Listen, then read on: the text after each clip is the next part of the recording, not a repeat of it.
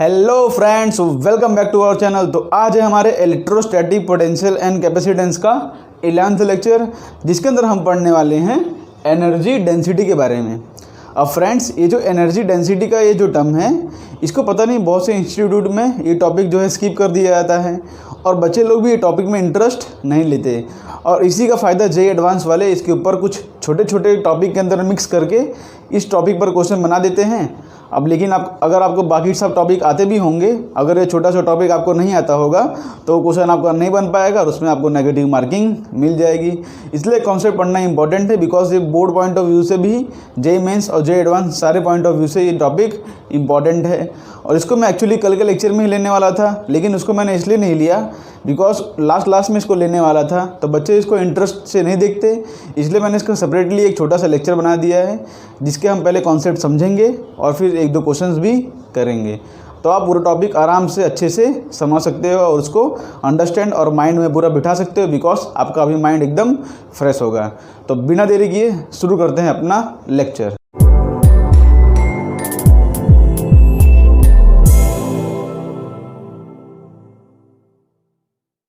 तो फ्रेंड्स, शुरू करते हैं अपना टॉपिक एनर्जी डेंसिटी का। देखो, हमने पिछले लेक्चर में एनर्जी के बारे में पढ़ा ही था कि हमारे पास कैपेसिटर हो इस तरह से। हमने पढ़ा था energy stored in a capacitor, जो कि हमारा कल का लास्ट टॉपिक था। हमने पढ़ा था इस तरह से हमारा कैपेसिटर हो, इसका एरिया ए हो, इसके ऊपर सपोज यहाँ पे प्लस क्यू चार्ज हो और यहाँ पे माइनस क्यू चार्ज हो, और इसके बीच में डिस्टेंस डी हो, यहाँ पर बीच में डिस्टेंस डी हो, और इसके अंदर जो मीडियम हो एप्सिलॉन नॉट हो। तो यहाँ पर इस तरह से इलेक्ट्रिक फील्ड बनती है, यहाँ पे इस तरह से, बिकॉज यहाँ पर पॉजिटिव चार्ज आ जाता है इनसाइड द कैपेसिटर और यहाँ पे नेगेटिव चार्ज आ जाता है। तो पॉजिटिव से नेगेटिव के डायरेक्शन में एक इलेक्ट्रिक फील्ड बनती है। और हमने कल एनर्जी का टर्म देखा था, एनर्जी का टर्म कि जो हमारी एनर्जी आ रही थी, हमारी एनर्जी पोटेंशियल एनर्जी आ रही थी, उसको हम कैपिटल यू से डिफाइन करते थे। और उसकी वैल्यू क्या आ रही थी हमारी? उसकी वैल्यू आ रही थी Q square D upon 2a epsilon not. कल हमने ये टर्म पढ़ा था, ओके।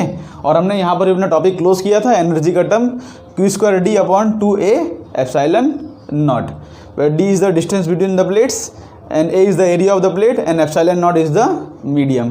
ये हमारी क्या आ रही थी? Energy stored in the capacitor आए थे, energy stored inside the capacitor. और हमने बोला था जो क्यू स्क्वायर अपॉन 2c है वो सब जनरल रिजल्ट है, लेकिन ये जो a epsilon naught by d है ये सिर्फ कैपेसिटर के लिए है। और हमने कल जनरल टर्म भी लिखे थे। जनरल रिजल्ट क्या लिखा था हमने कि u equal to Q square upon 2c, या तो हमने लिखा था हाफ cv स्क्वायर, और हमने तीसरा भी डिफाइन किया था हाफ ऑफ qv।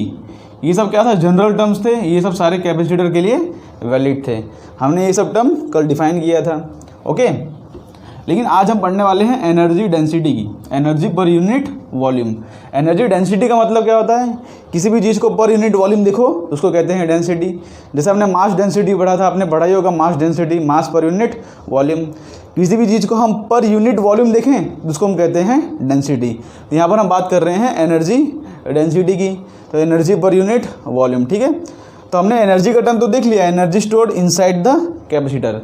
अब देखो, हमने आपको पहले लेक्चर में बताया था कि जो कैपेसिटर होता है उसके अंदर जो कैपेसिटर होता है उसके अंदर जो एनर्जी स्टोर होती है वो इन the form of electric field store होती है, बिकॉज यहाँ पर इलेक्ट्रिक फील्ड बाउंड है। देखो यहाँ पर पॉजिटिव और नेगेटिव के बीच में इलेक्ट्रिक फील्ड बाउंड है, तो उसके अंदर क्या स्टोर होती है? एनर्जी। उसके अंदर क्या स्टोर होती है? एनर्जी। कैपेसिटर के अंदर इलेक्ट्रिक फील्ड की वजह से स्टोर होती है एनर्जी। तो आज हम उसी इलेक्ट्रिक फील्ड को यूज़ करके हम एक नया टर्म डिफाइन करने वाले हैं एनर्जी डेंसिटी का। और उसका फॉर्मूला किस तरह से होता है, पहले हम 2-3 टर्म समझ लेते हैं यहाँ पर।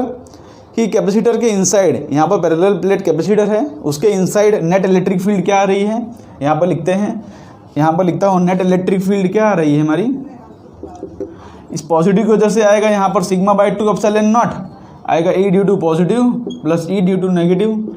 इसकी वजह से आएगा सिग्मा बाई 2 एप्सिलॉन नॉट, इसकी वजह से आएगा सिग्मा बाई 2 एप्सिलॉन नॉट, और दोनों को ऐड कर देंगे तो हमारा नेट रिजल्ट क्या आ जाएगा? Sigma by epsilon not. देखो ये पॉजिटिव है, इसका डायरेक्शन इस तरफ होगा इलेक्ट्रिक फील्ड का, और नेगेटिव है उसका डायरेक्शन उसके तरफ ही होगा, तो दोनों इलेक्ट्रिक फील्ड आपस में ऐड हो जाएंगे, इसलिए हमारा नेट रिजल्ट आ रहा है सिग्मा बाई एप्सिलॉन नॉट। तो ये होता है electric field inside the capacitor. ठीक है, अगर हमको सिर्फ इलेक्ट्रिक फील्ड पता हो तो उसके ऊपर से किस तरह से एनर्जी डेंसिटी निकाला जाए वो हम देखते हैं। अब देखो हमको फॉर्मूला पता है क्या कि U equal to Q square D upon 2a epsilon naught है, ये फॉर्मूला हमको पता है। अब यहाँ पे sigma by epsilon naught term है, तो हमको इलेक्ट्रिक फील्ड के टर्म में इसका वैल्यू निकालना है। तो हम क्या करेंगे, देखो यहाँ पर करते क्या है, देखो यहाँ पर क्या करते हैं हम यहाँ पर इलेक्ट्रिक फील्ड का टर्म किसी तरह से सेट करते हैं। ठीक, because sigma by epsilon naught है और सिग्मा की वैल्यू क्या होती है, सिग्मा की वैल्यू होती है क्यू बाई ए, सिग्मा की वैल्यू होती है क्यू बाई ए। तो देखो यहाँ पर क्यू का टर्म भी दिख रहा है, ए का टर्म भी दिख रहा है, लेकिन यहाँ का क्यू का स्क्वायर है और नीचे एक ए का टर्म मिसिंग है।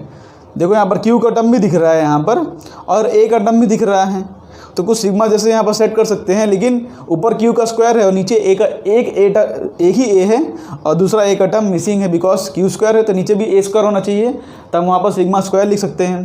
तो देखो क्या कर रहा हूँ मैं इसमें, तो Q square upon 2a epsilon not लिखा, ये डी लिखा, ऊपर नीचे मैं ए से मल्टीप्लाई कर देता हूँ, ऊपर नीचे मैं क्या कर रहा हूँ, ए से मल्टीप्लाई कर दिया।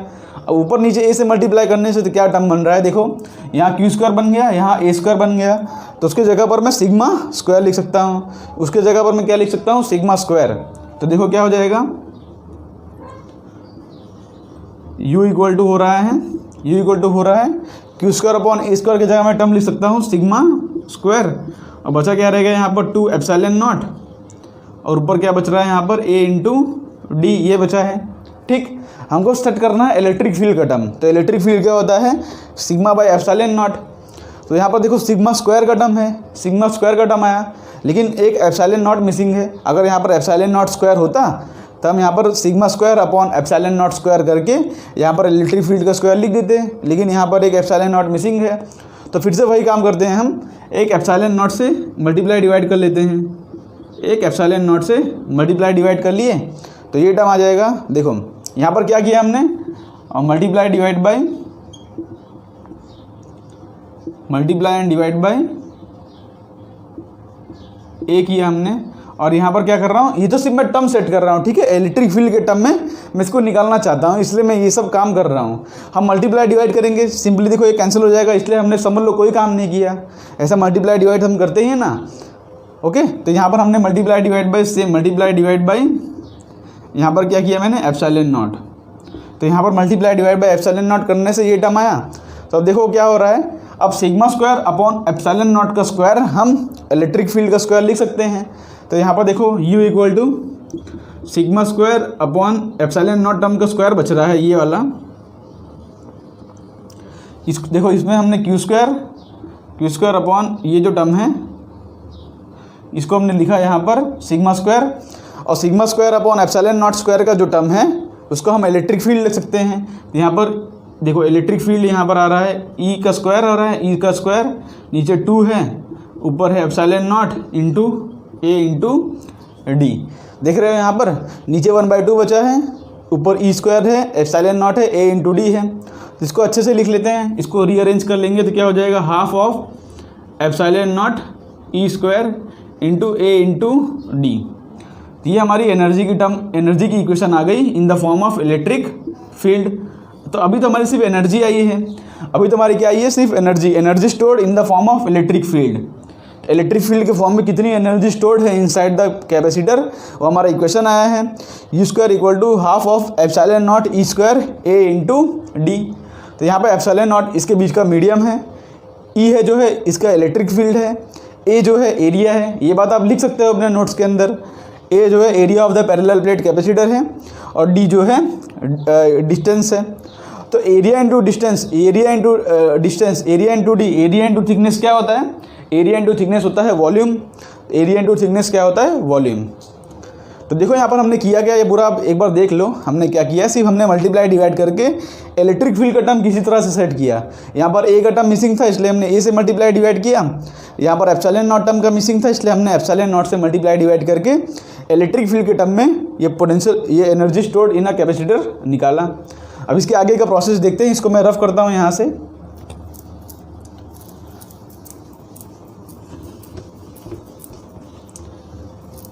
होप करता हूँ आपने इसको नोट कर लिया होगा। ओके, तो हमारी इक्वेशन क्या आई है? हमारी इक्वेशन आई है u equal to half of epsilon naught E square, और यहाँ पर a इंटू डी का टर्म है। अब देखो यहाँ पर जो a इंटू डी है ना, ये a इंटू डी, ये क्या है? ये a इंटू डी हम इसको वॉल्यूम बोल सकते हैं। क्या बोल सकते हैं इसको? वॉल्यूम बोल सकते हैं। एरिया इंटू थिकनेस वॉल्यूम होता है ना, तो a इंटू डी को हम बोल सकते हैं वॉल्यूम। तो हमारी पोटेंशियल एनर्जी का इक्वेशन आ रहा है half of epsilon naught E square a into D. तो ये था, अगर हम एनर्जी स्टोर, किसी ने हमको बोला अगर हमको सिर्फ इलेक्ट्रिक फील्ड पता हो और डायमेंशंस पता हो कैपेसिटर का, तो हम डायरेक्टली इसका पोटेंशियल एनर्जी निकाल सकते हैं। भले हमको चार्ज पता ना हो, भले हमको चार्ज इसके ऊपर कितना चार्ज है पता भले ना हो, लेकिन हमको सिर्फ इलेक्ट्रिक फील्ड पता हो इनसाइड कितनी है इसके अंदर, और इसका सिर्फ डायमेंशंस पता हो कैपेसिटर का, तो उसके ऊपर से हम पोटेंशियल एनर्जी निकाल सकते हैं। लेकिन हमको निकालना क्या है यहाँ पर? हमको निकालना है एनर्जी पर यूनिट वॉल्यूम। हमको क्या निकालना है यहाँ पे? एनर्जी पर यूनिट वॉल्यूम। ओके, तो यहाँ पर क्या करता हूँ मैं? देखो ये वॉल्यूम है, तो यहाँ पर एनर्जी पर यूनिट वॉल्यूम, जिसको हम एनर्जी डेंसिटी बोलते हैं, एनर्जी पर यूनिट वॉल्यूम जिसको हम एनर्जी डेंसिटी बोलते हैं, उसको हम स्मॉल यू से डिफाइन करते हैं। क्या डिफाइन करते हैं? स्मॉल यू से, स्मॉल यू से। ठीक है, तो स्मॉल यू का डेफिनेशन क्या होता है? स्मॉल यू का डेफिनेशन होता है कैपिटल यू पर यूनिट वॉल्यूम। एनर्जी स्टोर्ड पर यूनिट वॉल्यूम, उसको हम स्मॉल यू से डिफाइन करते हैं। ठीक है, ये क्या है? ये है एनर्जी डेंसिटी,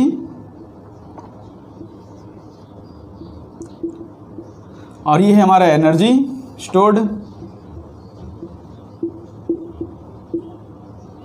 और ये है हमारा वॉल्यूम ऑफ कैपेसिटर।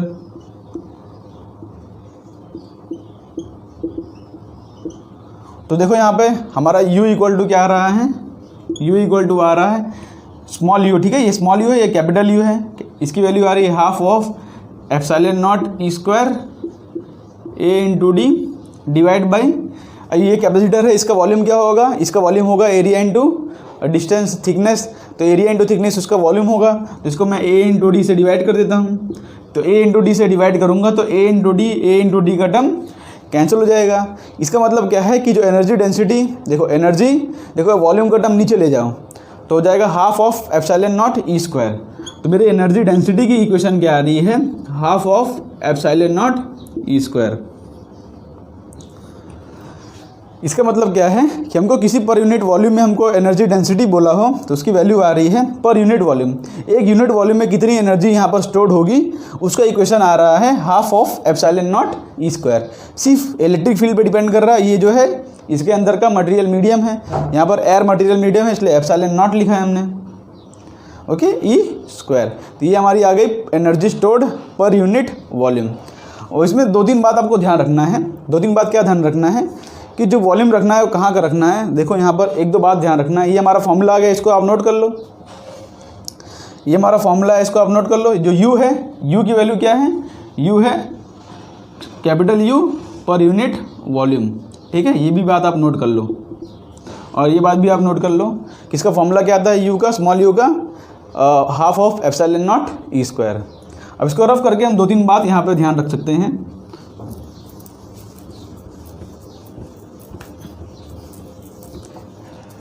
हमारा इक्वेशन आया स्मॉल यू का half of epsilon naught E square, जिसको हम या तो इस तरह से लिखे तो small U equal to capital U पर यूनिट वॉल्यूम। अब यहाँ पे ये जो रिजल्ट है हमारा u equal to half of epsilon naught E square, ये जनरल रिजल्ट है। ये कौन सा रिजल्ट है? जनरल रिजल्ट है। जनरल रिजल्ट का मतलब क्या है? ये सारे इक्वेशंस के लिए ट्रू होगा। हमने यहाँ पर पैरेलल प्लेट कैपेसिटर के लिए इसको प्रूफ किया, लेकिन ये सारे केसेस के लिए वैलिड है। सारे केसेस के लिए वैलिड है। यहाँ पर चाहे किसी भी टाइप का कैपेसिटर हो, हमको सिर्फ उसका इलेक्ट्रिक फील्ड पता हो और उसका मीडियम पता हो तो उसके ऊपर से हम निकाल सकते हैं। लेकिन यहाँ पर सब कैपेसिटर के इलेक्ट्रिक फील्ड अलग अलग आती है। जैसे हम अगर स्फेरिकल लें तो उसके लिए अलग इलेक्ट्रिक फील्ड आती है। अगर हम सिलिंड्रिकल कैपेसिटर लेते हैं तो उसके लिए अलग इलेक्ट्रिक फील्ड आती है। तो जैसे जैसे कैपेसिटर चेंज होता है वैसे वैसे इलेक्ट्रिक फील्ड की वैल्यू चेंज होती है। लेकिन अगर हमको इलेक्ट्रिक फील्ड पता है तो हम उसके ऊपर से एनर्जी स्टोर्ड पर यूनिट वॉल्यूम निकाल सकते हैं। तो ये हमारा जनरल रिजल्ट है, true for all cases. True for all cases and any type of capacitor, any type of capacitor. पहली बात आपको यह ध्यान रखना है कि ये जो है जनरल रिजल्ट है, स्पेरिकल कैपेसिटर हो, चाहे सिलिंड्रिकल कैपेसिटर हो, चाहे पैरेलल प्लेट हो, चाहे यहाँ पे डिस्क हो, किसी भी तरह का कैपेसिटर हो, यहाँ पर ये जो इक्वेशन है हमेशा वैलिड है। और दूसरी बात, हमारा जो ये वॉल्यूम है नीचे का, ये वॉल्यूम V क्या है, V is the volume, V is the volume of capacitor. बहुत ही इंपॉर्टेंट बात है, इसको आप नोट कर लो, यहाँ पे इसको आप नोट कर सकते हो, ये इंपॉर्टेंट पॉइंट है।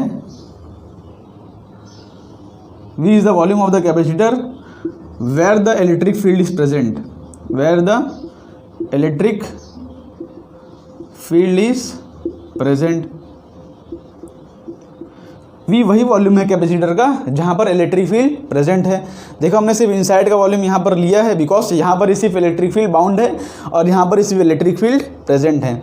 तो वॉल्यूम का आपको ध्यान रखना है। यहाँ पर पैरेलल प्लेट कैपेसिटर होगा तो हम इसका जगह A/D लिख सकते हैं। स्पेरिकल कैपेसिटर होगा तो उसका वॉल्यूम लिखेंगे हम 4/3 पाई आर क्यूब।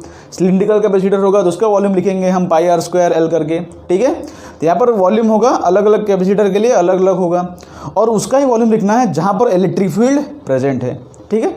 ये बात आपको ध्यान रखना है कि जहाँ तक इलेक्ट्रिक फील्ड प्रेजेंट है उसका ही वॉल्यूम यहाँ पर रखना है और ये रिजल्ट जनरल रिजल्ट है, किसी भी कैपेसिटर के लिए वैलिड है, ठीक, किसी भी कैपेसिटर के लिए वैलिड है।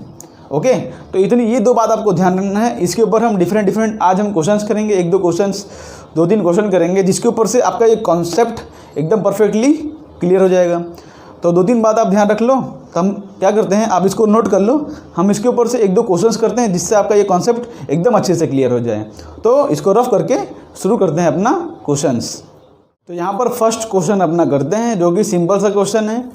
पूछा है find the energy density of a point charge Q falls off at a distance R from 8। इसका मतलब हमको पॉइंट चार्ज की वजह से एनर्जी डेंसिटी पूछी है एट अ डिस्टेंस, मतलब टिल द डिस्टेंस R यहाँ पर, ठीक है। तो यहाँ पर हमारे पास एक पॉइंट चार्ज है Q, पॉइंट चार्ज Q है, ठीक है। और पॉइंट चार्ज Q की वजह से हर डायरेक्शन में इस तरह से इलेक्ट्रिक फील्ड निकलेगी। आपको ये इलेक्ट्रिक फील्ड तो पता ही होगा, परपेंडिकुलर टू द सरफेस होती है और पॉजिटिव चार्ज से इस तरह से निकलती हैं। ओके, हमको पूछा क्या है, energy density of A point charge at a distance R। यहाँ पर से हमको एक डिस्टेंस R लिया है, सपोज मैंने यहाँ से एक डिस्टेंस R लिया है, तो यहाँ पर इस पॉइंट पर हमको पूछा है एनर्जी डेंसिटी। अब देखो एनर्जी डेंसिटी का हमको फॉर्मूला तो पता है, half of epsilon not E², ये फॉर्मूला हमको पता है। अब हमको ज़रूरत क्या है, हमको ज़रूरत है यहाँ पर कि इस पॉइंट पर कितनी एनर्जी डेंसिटी होगी, इस पॉइंट तक कितनी एनर्जी डेंसिटी, इसका मतलब इलेक्ट्रिक फील्ड के अंदर कितनी एनर्जी स्टोर्ड होगी उसको हमको फाइंड करना है।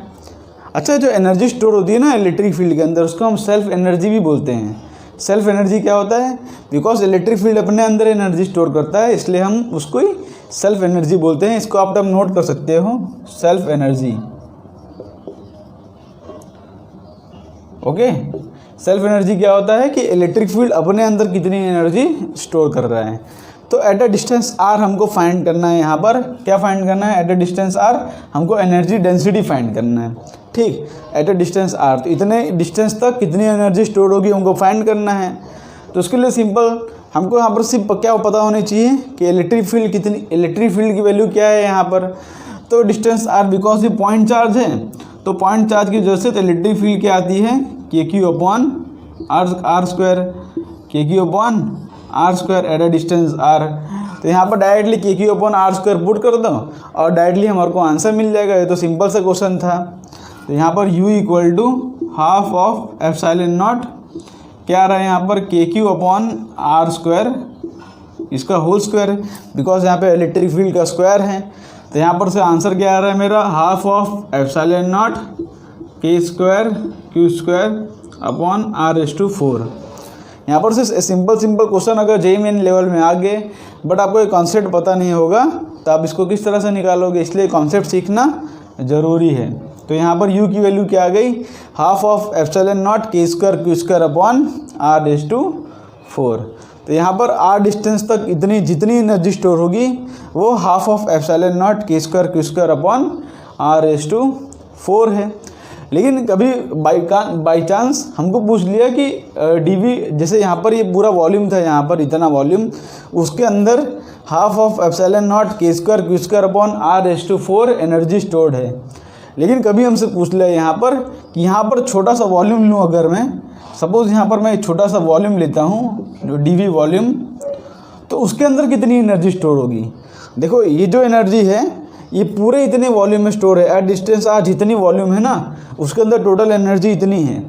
लेकिन अगर हमको dv के अंदर एनर्जी कितनी स्टोर होगी, dv वॉल्यूम के अंदर कितनी एनर्जी स्टोर होगी, वो हमको फाइंड करने के लिए बोलिए एनर्जी स्टोर्ड। यहाँ पर एनर्जी देखो हमको क्या बोल दिया, अगर कि dv वॉल्यूम के अंदर कितनी एनर्जी स्टोर होगी, तो उसके लिए क्या करेंगे हम, उसके लिए देखो हमका फॉर्मूला पता है कि स्मॉल u इक्वल टू ये u अपॉन v। वह स्मॉल u एनर्जी डेंसिटी है, u है एनर्जी और ये है वॉल्यूम। हमको पूछा है यहाँ पर कि इतने के अंदर कितनी एनर्जी स्टोर होगी dv वॉल्यूम के अंदर। तो हमको ये कैपिटल U की वैल्यू फाइंड करनी है, तो उसके लिए हम क्या करेंगे, u इंटू dv करेंगे। यहाँ पर u क्या है, एनर्जी डेंसिटी है, और dv क्या है, वॉल्यूम। ये क्या है, एनर्जी है। तो इतने वॉल्यूम के अंदर कितनी एनर्जी स्टोर होगी, उसके लिए हम ये फॉर्मूला यूज़ करेंगे, u इंटू dv वॉल्यूम। अब करना क्या पड़ेगा, हमको इंटीग्रेट करना पड़ेगा। तो इंटीग्रेट कहाँ से कहाँ तक करेंगे, ज़्यादा जहाँ तक इलेक्ट्रिक फील्ड प्रेजेंट है, या तो इस पॉइंट के अंदर इलेक्ट्रिक फील्ड निकालेंगे। देखो dv यहाँ पर आ गया है, u इंटू dv। अब हमको v की वैल्यू फाइंड करने के लिए इसको इंटीग्रेट करना पड़ेगा। तो इंटीग्रेशन की लिमिट्स कहाँ से कहाँ तक आएगी, जहाँ तक इलेक्ट्रिक फील्ड प्रेजेंट है, या तो जहाँ तक हमको क्वेश्चन के अंदर पूछा है। ठीक है, तो ये बात आप ध्यान रखना कि यार आपको किसी dv वॉल्यूम के अंदर एनर्जी डेंसिटी एनर्जी फाइंड करनी हो कि dv वॉल्यूम के अंदर कितनी एनर्जी होगी, तो उसके लिए हम ये फॉर्मूला यूज़ करेंगे। ठीक है, इसको नोट कर लेना। उसके बाद हम आगे नेक्स्ट क्वेश्चन करते हैं जिसके अंदर ऐसा कुछ कॉन्सेप्ट यूज़ होने वाला है। इसको रफ करके अब करते हैं अपना नेक्स्ट क्वेश्चन। अब यहाँ पर अपना नेक्स्ट क्वेश्चन करते हैं जिसके अंदर पूछा है, find the energy stored in the electric field of a uniform conducting spherical shell. तो यहाँ पर दो बात ध्यान रखनी है। पहली तो यहाँ पर पूछा है कि एनर्जी स्टोर्ड पूछा है। यहाँ पर क्या पूछा है, यहाँ पर एनर्जी स्टोर्ड। यहाँ पर एनर्जी डेंसिटी नहीं पूछा है, पूछा है यहाँ पर एनर्जी स्टोर्ड। और दूसरी बात आपको ध्यान रखनी है कि यूनिफॉर्म कंडक्टिंग स्फेरिकल सेल है। अब यूनिफॉर्म कंडक्टिंग स्फेरिकल सेल है, तो यहाँ पर एक बार ड्रॉ करता हूँ मैं। Uniform conducting spherical shell of radius r और इसके ऊपर चार्ज q है। तो बिकॉज ये स्फेरिकल सेल है, बिकॉज ये सेल है, तो सेल के ऊपर अगर हम चार्ज q देंगे तो पूरा चार्ज कहाँ पर आ जाता है, सरफेस पर आ जाता है। पूरा चार्ज कहाँ पर आता है, सरफेस पर। बिकॉज अंदर तो कोई मटेरियल नहीं है, बिकॉज ये सेल है, अंदर कोई मटेरियल ही नहीं है, तो अंदर चार्ज कहाँ पर जाएगा, पूरा चार्ज रहेगा सरफेस पर। ये बात आपको ध्यान रखनी है। ठीक है, चार्ज आ गया सरफेस पर। और दूसरा है कि एनर्जी स्टोर्ड पूछा है, एनर्जी डेंसिटी नहीं पूछा है। तभी बताया मैंने कि एनर्जी स्टोर्ड पूछा है, तो उसके लिए आप फॉर्मूला यूज़ करोगे capital U equal to small u into dv। ठीक है, ये फॉर्मूला हम यूज़ करने वाले हैं यहाँ पर। अब हमको यहाँ पर एनर्जी स्टोर बोला, कोई भी रीजन नहीं दिया है कहाँ पूछना है। इसका मतलब हमको कि इसकी टोटल एनर्जी निकालनी है। हमको यहाँ पर क्वेश्चन में ऐसा कुछ नहीं बोला है कि eight a distance small r eight a distance वो, मीन्स हमको इसकी टोटल एनर्जी निकालनी है। तो इसकी वजह से इलेक्ट्रिक फील्ड हर डायरेक्शन में होगी, इसकी वजह से इलेक्ट्रिक फील्ड ऐसे हर डायरेक्शन में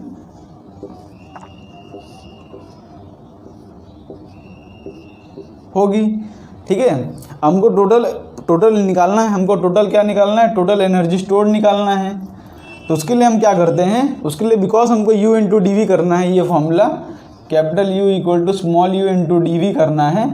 तो उसके लिए हम करते क्या हैं, उसके लिए हम at a distance small r, eight a distance of small r हम एक शेल एलिमेंट लेते हैं। क्या लेते हैं हम, एक शेल एलिमेंट लेते हैं। बिकॉज हमको कोई ना कोई वॉल्यूम डिफाइन करना पड़ेगा, because U into D V है। तो हम क्या करते हैं, शेल ले रहे हैं, ठीक है। ये क्या है, ये है शेल एलिमेंट,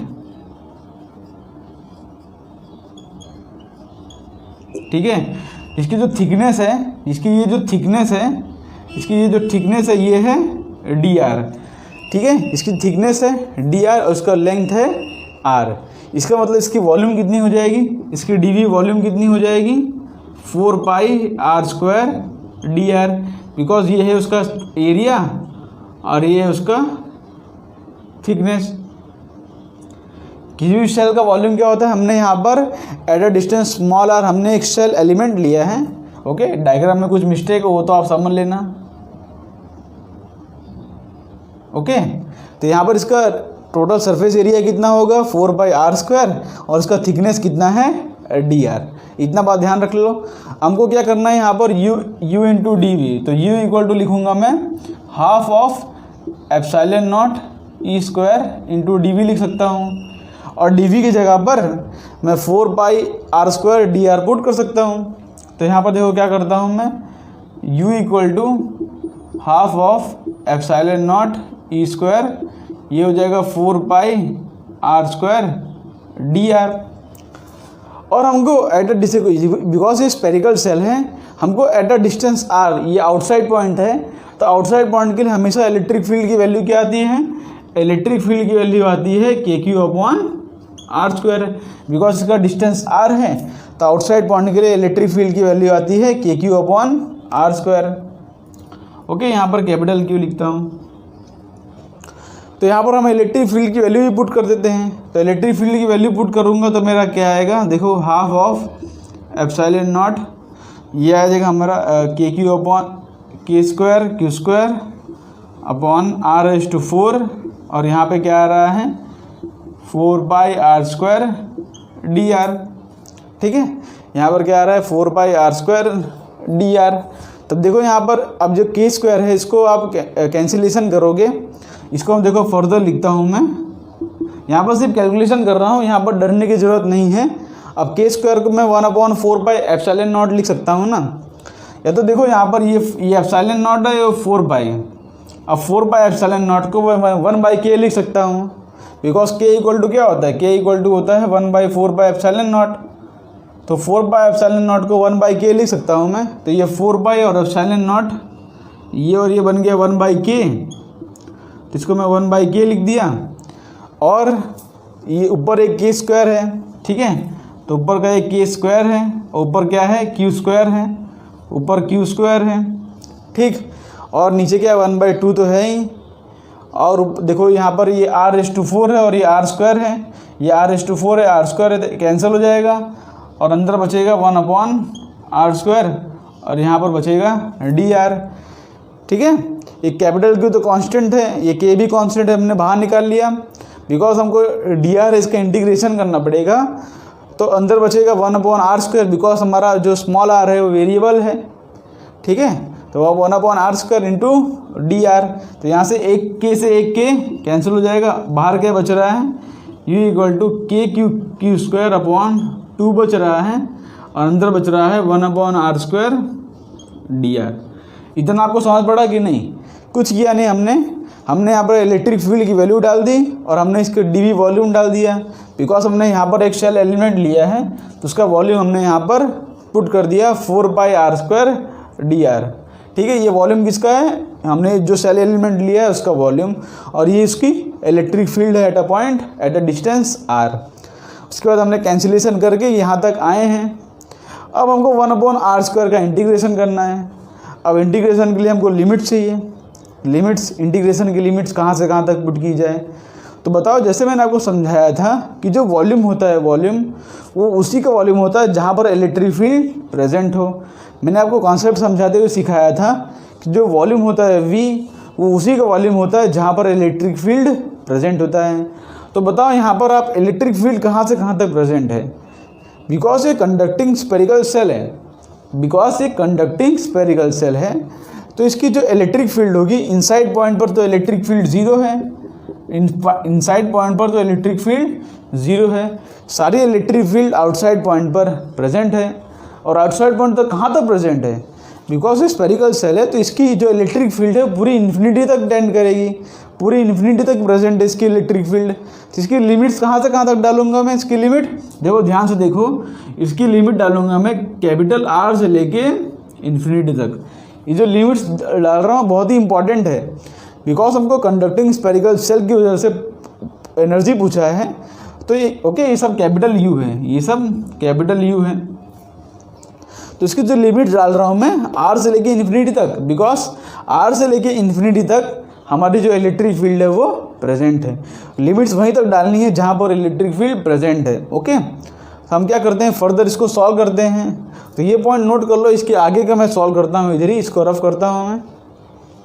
ये देख लो KQ²/2 और 1/R² का इंटीग्रेशन आ रहा है।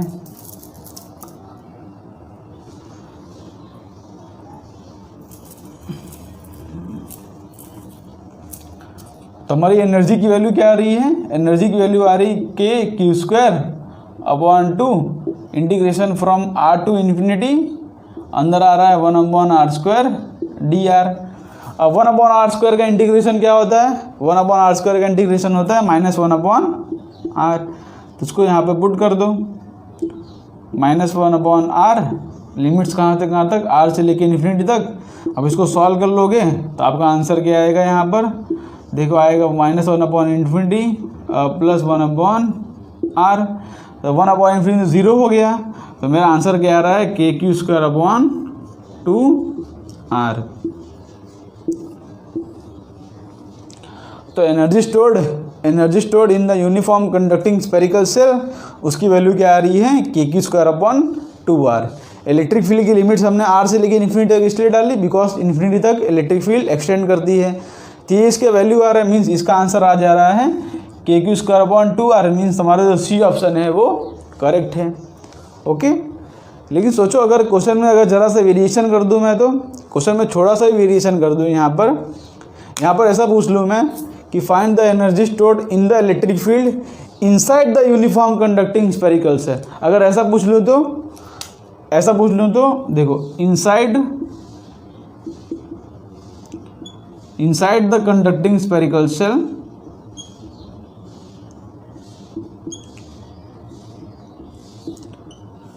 बताओ, inside the conducting spherical shell यहाँ पर एनर्जी कितनी होगी, बिकॉज यहाँ पर इलेक्ट्रिक फील्ड 0 है। तो इलेक्ट्रिक फील्ड 0 होगी तो एनर्जी डेंसिटी 0 होगी, एनर्जी डेंसिटी 0 होगी तो हम उसको इंटीग्रेट कर ही नहीं पाएंगे। यहाँ पर इलेक्ट्रिक फील्ड 0 है तो यहाँ पर जो आएगा, यहाँ पर जो कैपिटल U की वैल्यू आएगी वो किसकी, 0 आएगी।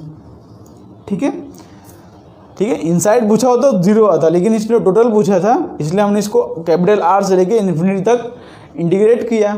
अगर इनसाइड पूछा होता यहाँ पर, इनसाइड पॉइंट पर क्या आएगा, 0, बिकॉज वहाँ पर इलेक्ट्रिक फील्ड 0 है। तो हमको फॉर्मूला पता है कि U = ½ ऑफ ε0 d²।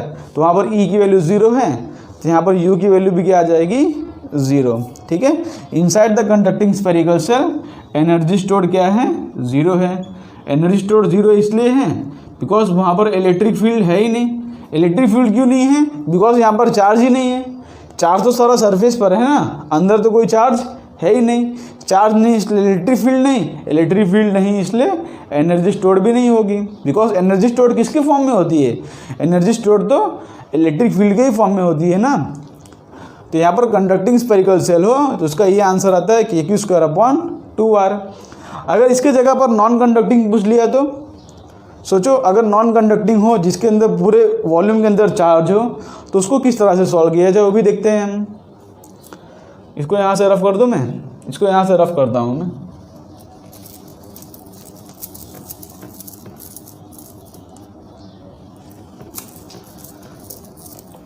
जब अंदर चार्ज, अभी तो चार्ज सरफेस पर था, लेकिन जब अंदर भी चार्ज आ जाए तो उसको किस तरह से सॉल्व किया जाए वो भी देख लेते हैं। शेल होगा तो बात ही नहीं होगी, चाहे कंडक्टिंग हो चाहे नॉन कंडक्टिंग।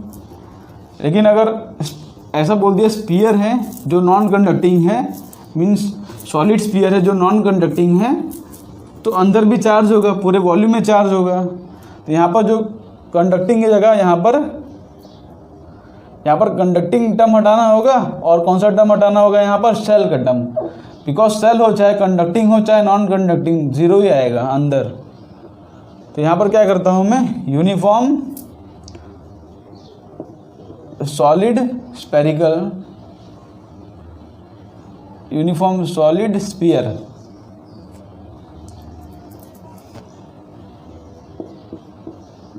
ठीक है, यूनिफॉर्म सॉलिड स्फीयर है यहाँ पर। अब यूनिफॉर्म सॉलिड स्फीयर है जो कि नॉन कंडक्टिंग है, नॉन कंडक्टिंग। कंडक्टिंग होता तो उसमें भी चार्ज सरफेस पर आ जाता, लेकिन अगर वो नॉन कंडक्टिंग है, देखो यूनिफॉर्म भी है, सॉलिड भी स्फीयर है और नॉन कंडक्टिंग है, तो यहाँ पर इस केस में क्या होता है कि अगर हम इसको क्यू चार्ज देते हैं तो क्यू चार्ज पूरे वॉल्यूम के अंदर आ जाता है। अब बिकॉज क्यू चार्ज पूरे वॉल्यूम के अंदर आ जाता है तो यहाँ पर अंदर इलेक्ट्रिक फील्ड भी आ जाती है अंदर। और यहाँ पर क्वेश्चन चेंज कर देता हूँ, फाइंड द एनर्जी स्टोर्ड, यहाँ पर इनसाइड लिख देता हूँ, ठीक है। क्वेश्चन लिख लो, यहाँ पर इनसाइड लिख देता हूँ मैं, इनसाइड एनर्जी स्टोर्ड, इनसाइड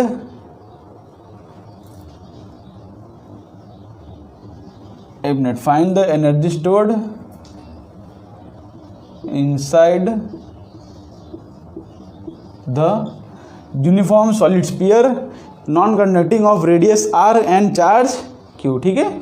इसके इनसाइड कितनी एनर्जी स्टोर्ड है वो हमको फाइंड करनी है, बिकॉज इस बार इनसाइड भी अंदर टोटल एनर्जी होगी, इनसाइड भी यहाँ पर एनर्जी होगी, तो उसकी वैल्यू क्या आएगी उसको आप यहाँ पर फाइंड करना है, ठीक है।